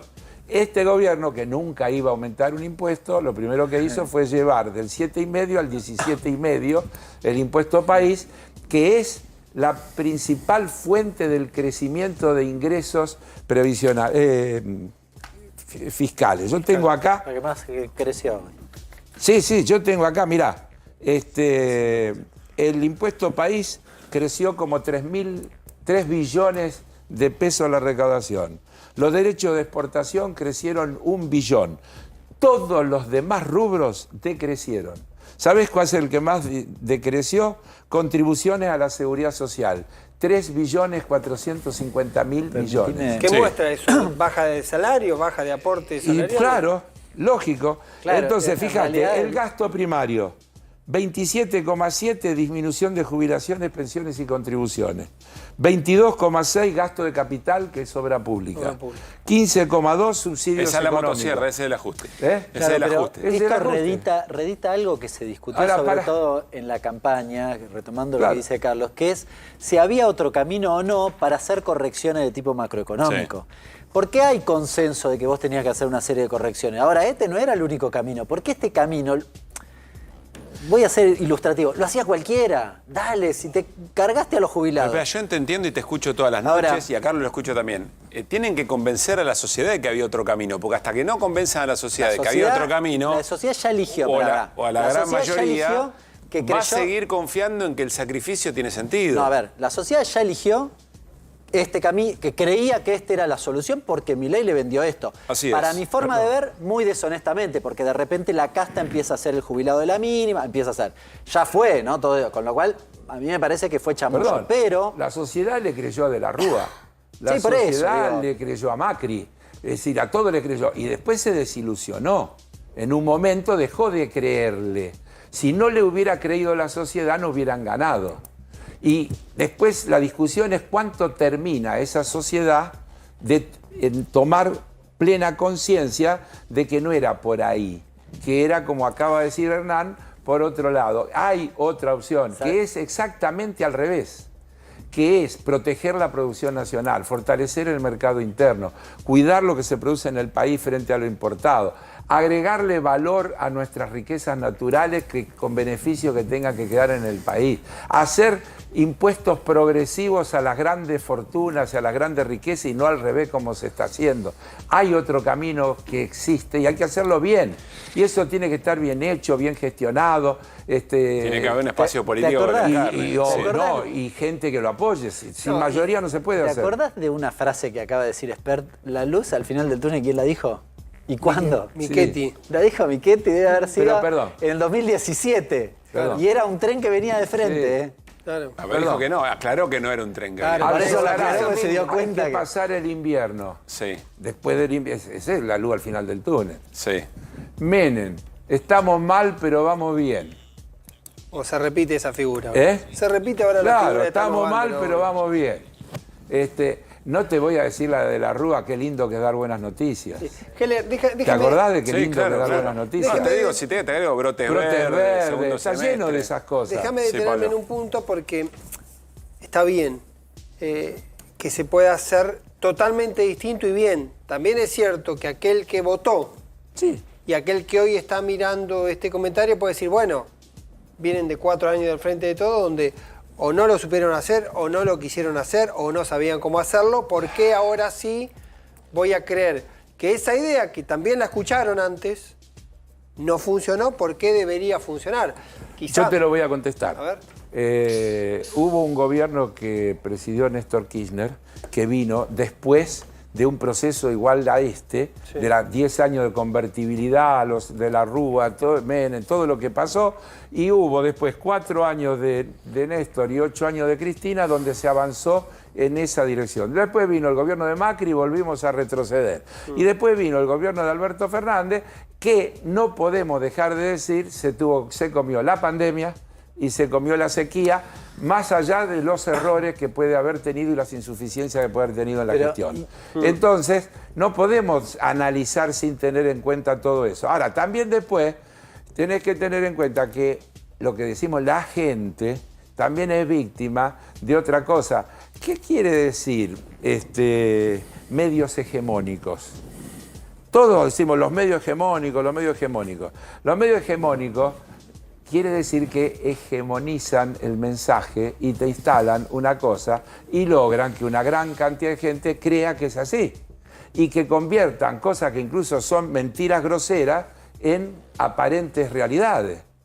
Entonces, agarremos los medios hegemónicos y pongámoslo en fila y veamos... Bueno, también es cierto que cuando la gente vivía bien y el salario le alcanzaba, eso siempre existió y sin embargo... El kirchnerismo ganó elecciones también con los medios hegemónicos. El kirchnerismo ganó elecciones, pero salvo la elección de Cristina, nunca pasó del 50%. Siempre ganó elecciones en la primera vuelta. Y acá, si en la primera vuelta sacaba 3 puntos más, ganaba las elecciones también. Porque también digamos eso, que hubo una segunda vuelta donde se juntó la oposición y construyó una mayoría. Igual estamos discutiendo si esto funciona. Eso es importante porque recién acabo de escuchar a Esper que dice, no, al final no había B corta. Claro, pará, maestro, si me vendiste B corta. Pero estamos discutiendo si funciona o no funciona esto. Después discutimos además cuál es la alternativa. Pero no funciona. Eso es lo que estamos discutiendo. No, esto no funciona y no puede funcionar. Lo digo... ¿Así, categórico? Sí, claro. Porque no veo por dónde puede funcionar. Vuelvo a repetir, ¿qué puede haber? Que con el RIGI ahora vengan algunas inversiones extractivistas, puede ser. Yo te voy a decir 2 cosas. Sí. ¿Qué necesidad hay de concesionar las represas hidroeléctricas que se hicieron hace 30 y pico de años, que ya están amortizadas, que hoy tienen un bajísimo costo de explotación? ¿Por qué darle ese negocio privado y no quedárselo el Estado para generar ingresos? O en todo caso proveer energía barata. ¿Cuál puede ser una explicación para que se haga una cosa así? ¿Y la segunda? Te voy a dar la segunda. El año pasado nosotros tratamos en el Congreso y le dimos media sanción a el acuerdo de YPF con Petronas para el desarrollo de la planta de gas. Sí, que ahora se llevó a... Y lo que Petronas pedía era muchísimo menos que lo que ahora le están dando. Tanto le debemos, como decía el chiste, tanto le debemos. ¿Para qué hay que dar más que lo necesario? Porque vos me podés decir, mirá, no tenemos capital y sin asociarnos no podemos y demás. Es lo que se hizo en Vaca Muerta. Es lo que se hizo en Vaca Muerta, con Chevron. Un acuerdo beneficioso para el país. Entonces yo no estoy planteando una cosa, no a los capitales externos de ninguna manera. Ahora, hagámoslo en condiciones que resulten favorables para el país. Cierta racionalidad soberana. Claro, no.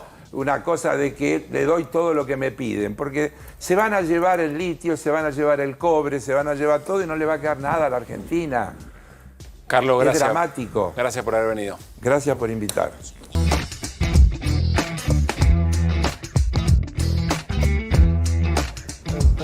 Últimos minutos de QR. Enseguida repasamos con Irina, lo que nos contó hoy respecto de la pista Milman en el atentado contra Cristina. ¿Sos de los que compran con tarjeta de crédito y en cuotas sin interés? Esta promo de Belmo con Visa es ideal para vos. Elegí colchones de espuma de alta densidad con hasta 50% de descuento y sumale 10% más pagando con tarjeta Visa en 12 cuotas sin interés. Aprovechá en www.belmo.com.ar porque en un Belmo despertás con energía. Con energía voy a despertar. Duermo mejor con Belmo. Belmo, Belmo, Belmo es el colchón ideal. Duermo mejor con Belmo. Belmo, Belmo, con Belmo sueño espectacular. Irina, muy resumidamente, ¿por qué es tan importante el audio que se conoció respecto de la pista Milman? Hay un audio que se encontró en el celular del testigo famoso, el que dijo, cuando la maten yo estoy camino a la costa. Sí. Un testigo al que Milman cuestionó, denunció. Está acusado por falso testimonio, Está acusado por falso testimonio. En la causa donde se lo investiga por falso testimonio aparece un audio que te diría que reitera con otras palabras, palabras más, palabras menos, y se lo reitera a la misma persona que la que le había contado que había escuchado esa frase, sí, al exdiputado Marcos Clery. Reitera lo mismo y además, bueno, y le cuenta... Tenemos la transcripción otra vez, es interesante repasarla, avísame si la tenemos. Si no te la voy leyendo, mirá. Sí. Sí, tal cual, le dice Jorge Abello a Marcos Clery. Más o menos esa hora, se está refiriendo a la hora que estaban en el bar Casablanca en la esquina del Congreso. Sí. Y nos fuimos a almorzar ahí a Casablanca.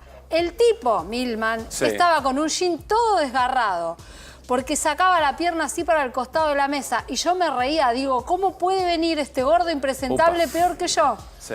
Se hacía el pendejo con las dos pibitas. Bueno.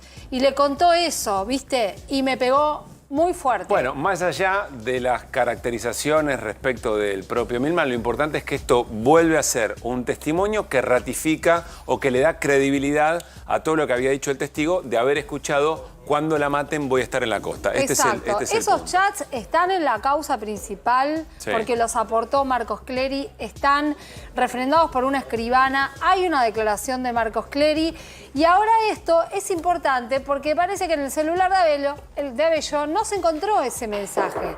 Igual se está buscando, no quiere decir que no esté el mensaje, ¿eh? Esto es lo importante. Bien. Y que este audio, que sí está, reitera y completa esa historia. Es una prueba muy importante que podría jugar a favor de Abello, pero además que podría complicar a Gerardo Bien. Milman. Irina, muchas gracias, lo seguimos. Bueno, nos estamos despidiendo. Chao, Ibáñez. Nos vemos. Si ese celular hablara, ¿no? Oh, ¿lo puede entregar?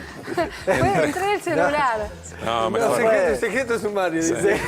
Irina, gracias como siempre. Me encanta cuando el equipo sonríe como Hernán Lecher.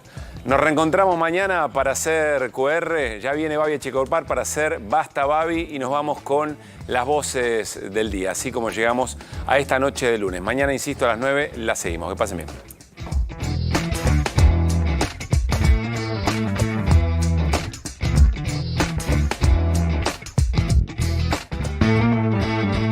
A principios de los 80, y ni que hablar, en los 60, 70, las familias argentinas iban a buscar al mercado de crédito futuro, básicamente viviendas. Hoy en día las familias argentinas van a buscar, yo digo, pasado, resolver los problemas que tienen para pagar el colegio, el club o para pagar los alimentos para llegar a fin de mes. Imagínense estar tocando en Córdoba, en una ciudad supuestamente súper gorila, pero que de repente de ese palco de enfrente se despliegue una bandera que diga como un grito: Milei culiadazo. Con el cepo se puede crecer y se puede crecer porque hay una baja utilización de la capacidad instalada y según él va subiendo el salario real. Más keynesiano no se consigue. Necesitamos saber la verdad, necesitamos saber qué pasó con él, dónde está. Perdón, Así que acá lo tengo a mi mamá, imagínense la imagen que tiene, una madre, hoy día el niño no está en Loan. Yo estoy más cerca de la disolución y la total reingeniería de los servicios de inteligencia que de que nos vengan a vender un gobierno que está nutrido de la casta política por donde lo mires, que nos venga a vender que bueno, ellos van a poder reformularlo con el mismo recurso humano y el mismo organigrama, ¿no? Que agradezca a Milei y prenda todos los días una vela que la provincia la gobierna Axel Kicillof. El Ministerio de la Mujer, yo nunca estuve de acuerdo. Creo que el tema de la mujer o el maltrato hacia la mujer, las situaciones de violencia y demás, a mí me parece que el hombre también tiene problemas y que lo ideal sería, si quieren hacerlo, bueno, un Ministerio de la Familia. Chau, chau, adiós. Quizás mañana estando lejos me arrepienta de este adiós. Chau, chau, adiós.